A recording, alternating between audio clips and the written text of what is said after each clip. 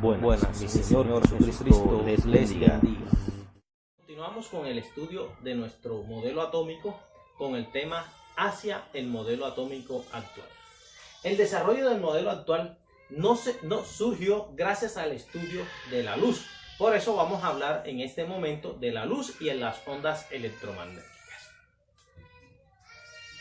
Surgieron dos problemas a lo largo de todo el recorrido de la historia. Uno fue la emisión de luz por cuerpos calientes y el otro el efecto fotoeléctrico. ¿Qué es la emisión de luz por cuerpos calientes? Cuando un metal se le hace pasar una corriente eléctrica, este se calienta tanto, ¿sí?, que emite luz. Tanto así son las bombillas que conocemos o el foco como lo conocemos en la costa. Entonces el foco tiene un filamento de tungsteno. El tungsteno se calienta tanto que emite luz amarilla o blanca y podemos ver. Entonces había una relación entre la electricidad, que son los electrones, flujo de electrones, y la luz. Para poder explicar este fenómeno, Maxwell propuso que la luz era una onda. Era la única forma de explicar por qué la luz se emitía en todo el espectro, desde el blanco, desde el azul hasta el rojo.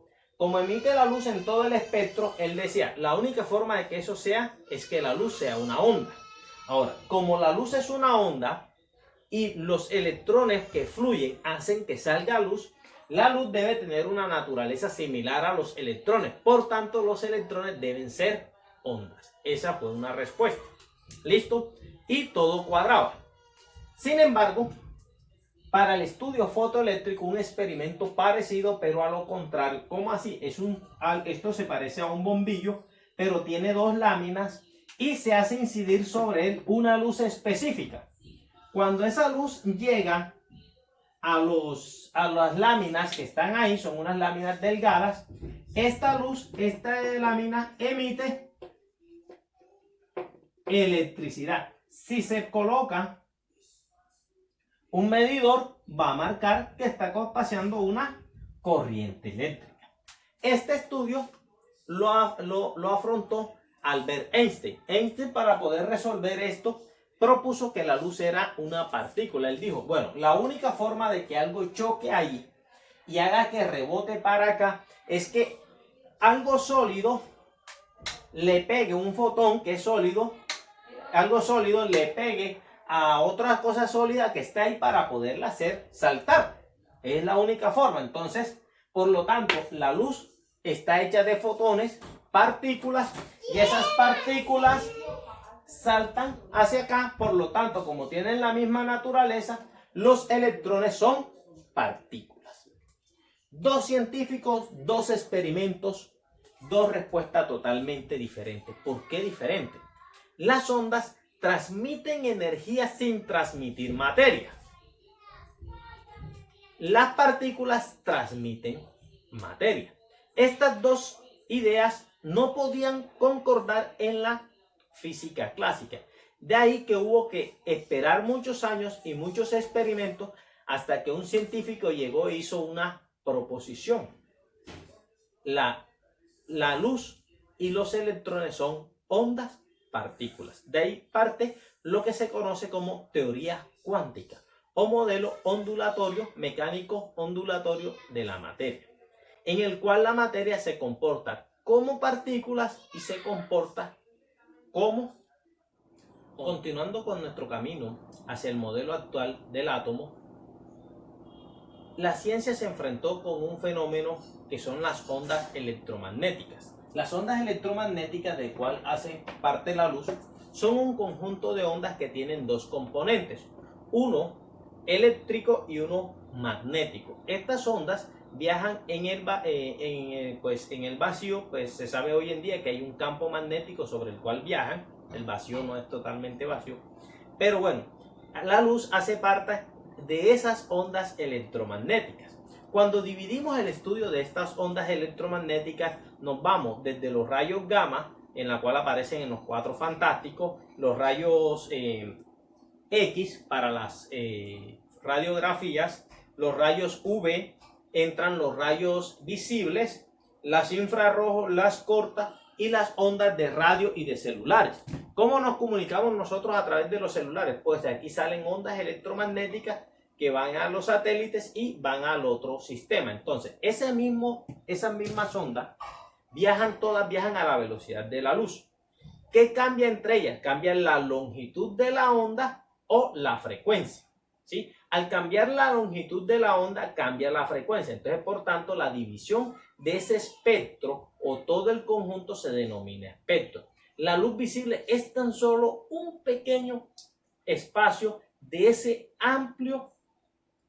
amplia variedad de longitudes de onda del espectro. Cuando nos vamos a la luz visible, se hizo un estudio sobre los átomos. Al hacer chocar luz contra los átomos o al calentar los átomos hasta que ellos emitieran luz, se obtenían espectros. Y eso se llaman espectros de emisión y espectros de absorción. Es decir, si yo mando una luz que tiene todas las longitudes de onda, como lo es la luz blanca, que va desde la roja hasta la azul, y hay un cierto elemento, él va a absorber unas longitudes de onda. Yo miro qué me queda y sé dónde hay los espacios, fue lo que el átomo me absorbió. Cuando se calienta ese átomo, él emite unas longitudes de ondas específicas correspondientes a lo contrario del espectro de emisión. Es así como nosotros sabemos de qué está hecho el Sol. ¿Cómo sabemos de qué está hecho el Sol? Pues nadie ha viajado nunca al Sol para ir, tomar una cucharita y saber qué hay de ahí. Hace poco se supo que en un planeta había agua, o muy probablemente existía agua. Se sabía que existía oxígeno y existía hidrógeno. ¿Cómo lo hacemos? Sencillo. Se coloca una especie de telescopio, en este caso es un espectrómetro, ¿sí? Y se recibe la luz del Sol o de la estrella, se apunta hacia la estrella. La luz que viene, esa estrella está caliente, emite luz y acá se hace un espectro de emisión. Sabiendo cuáles son las luces o el espectro que emite, se conoce de qué elementos está hecho. Para que tengamos más o menos una idea. Para explicar este fenómeno, Bohr hizo una proposición, estamos en el modelo atómico, estábamos hasta Rutherford. Bohr hizo una proposición. ¿Cuál fue la proposición de Bohr? De ahí el modelo atómico de Bohr. Bohr estableció que los electrones viajaban en órbitas definidas, espaciadas unas de otras, y que este espacio era lo que hacía la emisión. Entonces, para el electrón saltar de aquí a aquí necesitaba exactamente esta energía, no más y no menos. Entonces, si este electrón saltaba de aquí a aquí, absorbía esta energía. Cuando se calentaba y venía hasta acá, emitía esa misma energía. Entonces, por eso coincidían los espectros de emisión y de absorción. Todavía no se había definido que el electrón era una onda partícula. Se creía que era una partícula. Por eso, el modelo de Bohr no fue aceptado inicialmente. Y como estaba comentando, le hicieron bullying. Se burlaron de él. Pero este modelo fue el único modelo que pudo explicar la emisión y la absorción de luz por parte de los átomos. Y como era el único modelo que podía predecir, explicar ese fenómeno, digamos así, a las malas, la comunidad científica tuvo que aceptar el modelo de Bohr. Él dijo, pues simplemente no se cumple y el electrón irá ahí. ¿Qué pasaba? Ese modelo cumplía muy bien con el átomo de hidrógeno, pero cuando se empezaban a aumentar el número de electrones, ya no funcionaba muy bien. Después de Bohr hubo otro modelo de tipo planetario llamado Sommerfeld, el cual aparte de las órbitas circulares contemplaba también un tipo de órbitas elípticas. Entonces él tenía aquí el protón, las órbitas, y él tenía pues unas órbitas elípticas. Él decía entonces, por ejemplo, que esta órbita de aquí a aquí o de aquí a aquí o las órbitas elípticas permitían explicar ciertas emisiones que se presentaban. Eso se llama superposición en el espectro de emisión. O sea, en una de esas rayitas que aparecen en el espectro, que aparece acá en el dibujo, aparecían unas rayitas muy pegadas. Entonces, el modelo de simplemente concéntrico con espacio bien definido no servía porque este era un espacio grande.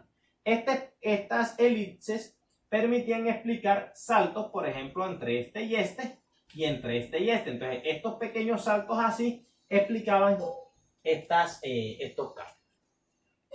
Siguiendo el estudio, el científico Schrödinger propuso que no se debía tener en cuenta la órbita como una trayectoria definida, sino como una probabilidad de encontrar el electrón en una cierta región del espacio. A esa probabilidad la llamó orbital. No se llamaba órbita, sino orbital. Y para poder estipular estas regiones, él estableció 4 números cuánticos. El número cuántico principal, el secundario, el magnético y el de spin. El número cuántico principal define el nivel. Entonces el átomo tiene unos niveles. El secundario define el subnivel, que son los subniveles S, P, D y F. El terciario, el magnético, define cuántos orbitales hay en ese subnivel. Por ejemplo, para el S hay un solo orbital, para el P hay 3 orbitales, para el D hay 5 y para el F hay 7. Y el número cuántico de spin implica si el spin es hacia arriba o si el spin es hacia abajo. Ahí, a partir de esta teoría, se tiene en cuenta al electrón como una onda partícula y se tienen en cuenta los spins.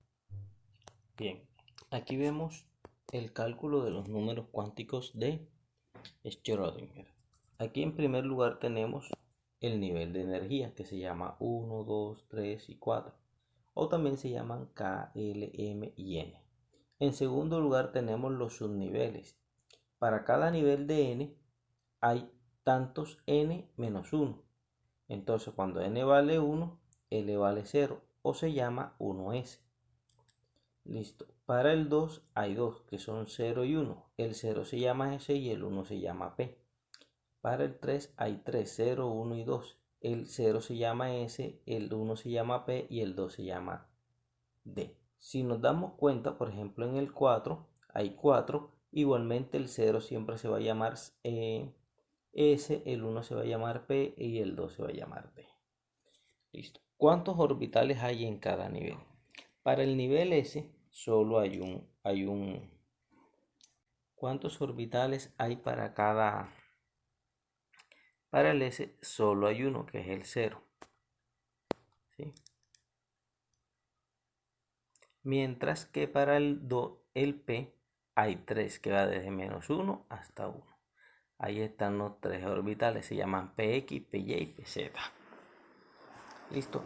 En números cuánticos se llaman menos 1, 0 y más 1. Para el 3, o sea el D, hay 5 que van desde menos 2 hasta más 2. Y para el F hay 7. En cada uno de esos orbitales puede ir máximo dos electrones, uno con spin positivo y uno con spin negativo. ¿Listo? Entonces, capacidad. Los orbitales S solo pueden resistir máximo 2 electrones. Los P pueden llevar máximo 6. Los D pueden llevar máximo 10 y los F pueden llevar máximo 14 electrones.